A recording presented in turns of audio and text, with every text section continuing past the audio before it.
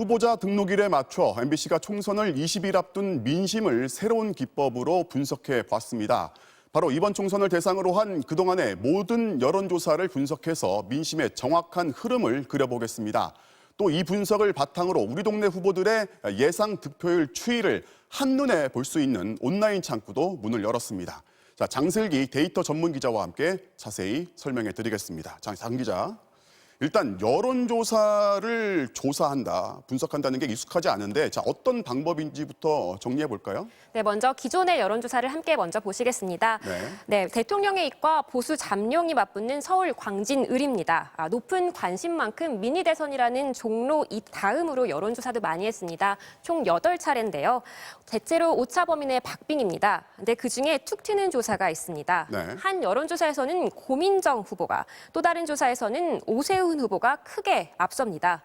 그럼 하나는 이기고 이제 하나는 지는 것으로 나왔잖아요. 근데 하나하나의 그 여론조사 수치를 보면은 그 차이도 한 10%포인트씩 차이가 난단 말이죠. 이렇게 되면은 여론조사를 못 믿게 된단 말이죠. 그렇죠. 그래서 여론조사를 조사하는 방법을 사용하는 겁니다. 이 여론조사를 조사하는 방식은 상당히 전문적이라서 설명하기는 조금 어렵습니다만 두 가지 키워드를 요약할 수 있습니다. 바로 추세와 성향입니다. 먼저 추세를 설명하려고 하는데요. 세계에서 가장 빠른 사나이 우사인 볼트를 보시겠습니다. 100m를 매일 9초대에 뛰다가 갑자기 20초대에 뛴다면 이상하죠. 그렇죠. 아마도 기록이 오류일 가능성이 큽니다.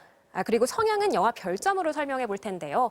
아무리 재미없는 영화라도 별점을 4개나 5개 주는 영화 평론가의 평점은 하나나 2개를 빼고 보는 게 맞을 겁니다. 여론조사도 이런 추세와 성향을 감안해서 분석하는 겁니다.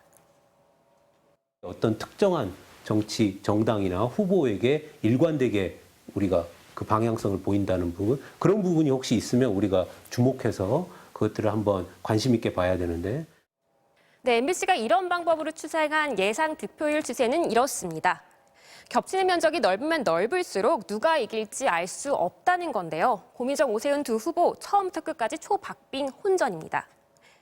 자, 우리한테는 이런 기법이 사실 낯설지만은 알고 보면은 미국에서는 이미 오래전에 검증이 됐죠.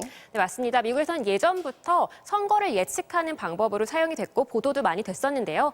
김경훈 기자 보도 함께 보겠습니다.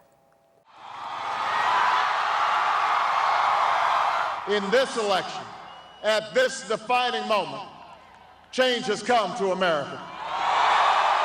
최초의 흑인 대통령이 탄생한 2008년 미국 대통령 선거. 신예 30대 통계 전문가의 예측에 주목한 건 이때부터입니다. 힐러리 클린턴과의 경선에서 오바마의 승리를 마치더니 대권도 거머쥘 거라고 장담합니다. What does this mean, win percentage, 89%? That means we think there's an 89% chance that he'll become the next president. 이때 적용한 방법이 추세와 성향을 감안한 여론조사 분석입니다. We actually take the bias out of polls, so we. 결과는 예측대로였습니다. 인디애나를 뺀 49개 주의 결과를 정확하게 맞춰 수학 마법사라는 별칭도 얻었습니다. 같은 방법으로 2012년 오바마의 재선도 맞춰 명성을 더했습니다. 하지만 트럼프와 클린턴이 맞붙었던 지난 대선 때는 예측이 크게 빗나갔습니다. 샤이 트럼프, 즉 숨어있는 보수표가 선거 기간 내내 여론조사에 잡히지 않아 이를 분석하는 데 한계를 드러낸 겁니다. MBC 뉴스 김경호입니다. 네, 사실 그런데 우리도 그렇죠. 막상 그 투표 당일에 뚜껑을 열어보면은 여론조사 결과하고 이제 완전히 달라지는 경우들이 꽤 있어요. 맞습니다. 지난 20대 총선이 바로 그랬는데요. 여론조사만 보면 새누리당의 압승이 예상됐지만 실제는 더불어민주당이 한석 더 많았습니다. 종로의 경우를 보겠습니다. 2016년 종로인데요. 종로의 경우에는 대부분의 여론조사가 오세훈 후보가 앞선다고 했지만 실제로는 정세균 후보가 당선이 됐죠. 다만 이제 이번에 MBC가 여론조사를 조사한 방법을 적용해 봤더니 정세균 후보의 지지율이 상승하면서 뒷심을 보이는 것을 확인할 수 있습니다. 그럼 이렇게 여론조사 자체가 부정확하다면은 MBC의 분석 자체도 부정확할 수 있다, 그런 거 아닙니까? 네, 분석 대상이 여론조사다 보니까 한계는 분명히 존재합니다. 하지만 추세를 본다면 그 한계를 조금 극복할 수는 있고요. 또 두 번째로는 여론조사마다 10에서 20% 발생하는 무응답 문제가 있습니다.